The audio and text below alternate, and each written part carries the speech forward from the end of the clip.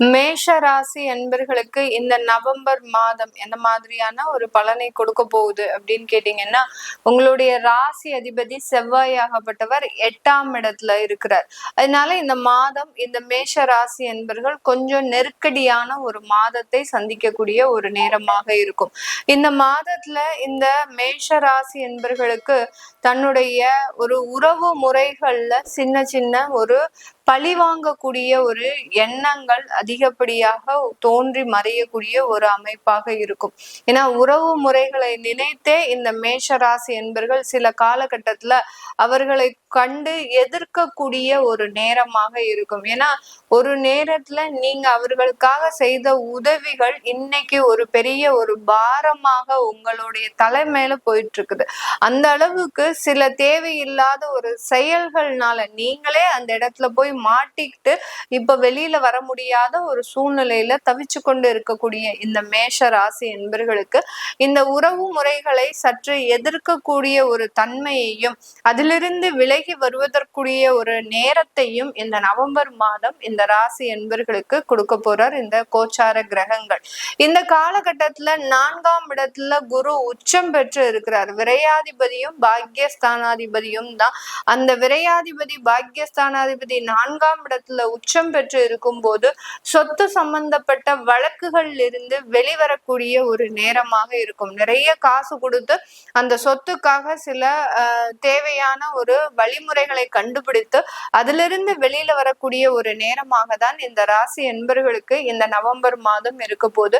நிறைய மேஷ ராசி என்பர்கள் புதிதாக ஒரு சொத்துக்களை வாங்குவதற்குண்டான முயற்சிகள்ல ஈடுபட போறீங்க.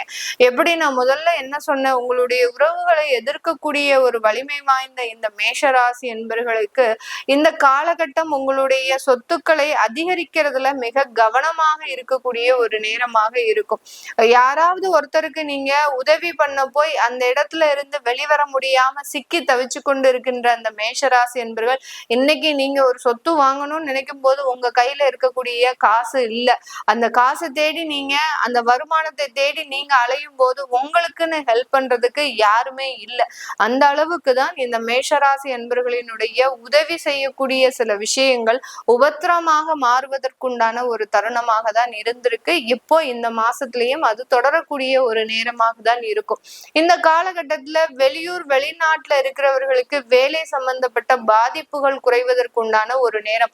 வேலை சம்பந்தப்பட்ட ஒரு இடத்துல உங்களுக்கு தேவையான அங்கீகாரம், தேவையான ஒரு பதவி உயர்வு, இது எல்லாமே கிடைக்கிறதுக்கு உண்டான ஒரு நேரமாக இருக்கும். உங்களுக்குன்னு ஒரு புதுசா ஒரு ப்ராஜெக்ட் அலாட் பண்ணி அந்த டாஸ்கை முடிக்கிறதுக்கு உண்டான வேலை சுமையும் அதிகரிக்கக்கூடிய ஒரு நேரமாக இருக்கும். டைமே இல்லாம அலுவலகத்துல வேலை பார்த்துட்டு இருக்கிறவங்க உங்களுடைய உறவுகளை, அதாவது உங்களுடைய சொந்த பர்சனல் வேலைகளை கூட கவனித்து கொள்ள முடியாத அளவுக்கு சில நெருக்கடிகளில் வேலை சுமையின் காரணமாக செல்வதற்குண்டான ஒரு அமைப்பாக தான் இந்த நவம்பர் மாதம் இருக்க போது. இந்த மேஷ ராசி என்பவர்களுக்கு உங்களுடைய 7ஆம் வீட்டுல அந்த களத்திர ஸ்தானாதிபதியாகப்பட்ட அந்த சுக்கிரன் வருகிறார்.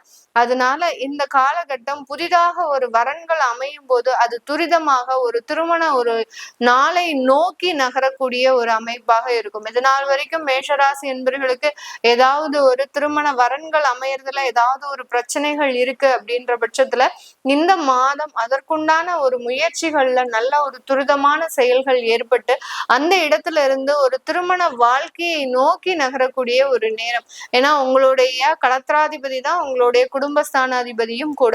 அவர் இந்த மாதத்திலேயே உங்களுக்கு களத்திரஸ்தானத்திலேயே இருக்கிறார். மாத இறுதியில 24ஆம் தேதி அவர் அந்த 8ஆம் இடத்திற்கு செல்றதுனால கொஞ்சம் ஒரு 15 நாளுக்குள்ள அந்த வரன் அமையறதுல மிக துரிதமாக செயல்பட்டு நல்ல வரன்கள் அமையறதுக்கு உங்களுக்கு அமைப்புகள் அதிகமாக இருக்கக்கூடிய ஒரு நேரமாக தான் இந்த ராசி என்பர்களுக்கு இருக்க போகுது.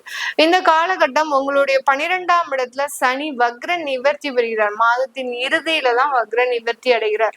அதனால சின்ன சின்ன உடல் தொந்தரவுகள் நவம்பர் மாதம் 15ஆம் தேதியிலிருந்தே உங்களுக்கு உபாதைகளை கொடுக்கறதுக்கு உண்டான ஒரு அமைப்பாக தான் இருக்கு இந்த மேஷ ராசி என்பர்களுக்கு. அதனால நீங்க கொஞ்சம் கேர்ஃபுல்லாவும் உங்களுடைய தூக்கத்தை நீங்க தவற விட்டு சில வேலை சுமைகளை நீங்க சுமப்பதற்கும் உண்டான ஒரு நேரமாக இருக்கு. அதனால கொஞ்சம் வேலை சுமைகளும் இருந்தா கூட உங்களுடைய தேவையான ஒரு ஓய்வுகளை எடுத்துக்கொண்டு கொண்டு சில வேலைகளை செய்யுங்க இந்த மேஷராசி அன்பர்கள்.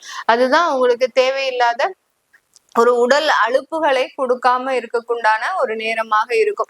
இந்த காலகட்டத்துல இந்த குரு பகவான் 12ஆம் தேதி, அதாவது 12ஆம் தேதி நவம்பர் மாதம் வக்ரத்தன்மை அடைகிறதுனால சில சொத்துக்களை மீட்டெடுப்பு, அதாவது சில சொத்துக்களை விற்கிறதுக்கு உண்டான ஒரு தருணமாக தான் இந்த மேஷராசி என்பர்களுக்கு இருக்கும். அதாவது உங்களுடைய குழந்தைகளுக்கு உண்டான செலவுகளை அடிப்படையாக வைத்து அந்த சொத்துக்களை விற்கிறதுக்கு உண்டான சில முயற்சிகள்ல இந்த மேஷராசி என்பர்கள் ஈடுபட போறீங்க. ஏன்னா அந்த புத்திரஸ்தானாதிபதியாகப்பட்ட அந்த 5 குடையவர், அதாவது அந்த சூரியனாகப்பட்டவர் நீச்சமாக 7ஆம் இடத்துல இருக்கிறதுனால அந்த குழந்தைகளுக்காக உண்டான செலவுகள் இந்த மாதத்துல அதிகரிக்கக்கூடிய ஒரு நேரமாக இருக்கும். குழந்தைகளுக்கு சுப செலவுகளை பண்றதாக இருந்தாலும் ஏதாவது ஒரு சொத்துக்களை விற்கக்கூடிய ஒரு சூழ்நிலையிலையும், அடுத்து திருமண செலவுகள் பண்றதாக இருந்தாலும் அந்த இடத்துல உங்களுக்குன்னு ஒரு கடனை வாங்கக்கூடிய ஒரு சூழ்நிலையிலும் இந்த மேஷ ராசி என்பர்களுக்கு சில பண நெருக்கடிகளையும் கொண்டு கொடுக்கறதுக்கு உண்டான ஒரு அமைப்பாக இருக்கும். தொழில் ரீதியான சில முன்னேற்றங்களும் இந்த காலகட்டம் இந்த மேஷ ராசி என்பர்களுக்கு அதிகப்படியாக ஒரு மாற்றத்தை கொடுக்க போகுது. 11ஆம் இடத்துல ராகு பகவான் இருந்தாலும் இப்ப சனி வக்ர நிவர்த்தி அடையிறதுனால கண்டிப்பாக அதுல இருந்த பழைய நெருக்கடிகள் எல்லாமே தீர்ந்து புதிதான ஒரு தொழில் முயற்சிகள்ல இந்த மேஷ ராசி என்பர்கள் ஈடுபடக்கூடிய ஒரு நேரமாக இருக்கும். குருவினுடைய பார்வையும் அந்த உங்களுடைய 12ஆம் இடத்துல விழறதுனால கண்டிப்பாக வெளியூர் வெளிநாட்டுக்கு போய் உங்களுடைய தொழிலை முன்னேற்றம் செய்வதற்குண்டான ஒரு நேரமாக தான் இந்த ராசி என்பர்களுக்கு இருக்க போகுது. இது எல்லாமே நம்ம கோச்சார நிலவரப்படி பலன்களை கணிச்சு சொல்லியிருக்கிறோம். உங்களுடைய சுய ஜாதகத்துல இருக்கக்கூடிய சில பலன்களை தெரிஞ்சுக்கணும் விருப்பப்படுறவங்க, ஏன்னா திசா புத்திகள் மாறும் போது உங்களுக்கு இந்த கோச்சார கிரகங்களின் தன்மைகளும் மாறிக்கிட்டே இருக்கும். அதற்கு ஏத்த மாதிரி தான் இந்த கோச்சார தன்மைகளும் உங்களுக்கு அந்த பலன்களை கொடுக்கும். அதை பத்தி தெரிஞ்சுக்கணும் விருப்பப்படுறவங்க கீழே இருக்கிற நம்பருக்கு வாட்ஸ்அப்ல அப்பாயின்மெண்ட் வாங்கிக்கிட்டு நீங்க கன்சல்ட் பண்ணிக்கலாம். உங்களுடைய குழந்தைகளுக்கு ஜாதகம் எழுதணும், நியூமராலஜி படி பெயர் வைக்கணும்னு நினைச்சவங்களும் கீழே இருக்கிற நம்பருக்கு வாட்ஸ்அப்ல அப்பாயின்மெண்ட் வாங்கிக்கிட்டு நீங்க கன்சல்ட் பண்ணிக்கலாம். உங்களிடமிருந்து விடைபெறுவது உங்கள் ஆஸ்ட்ரோ பூர்ணா. நன்றி, வணக்கம்.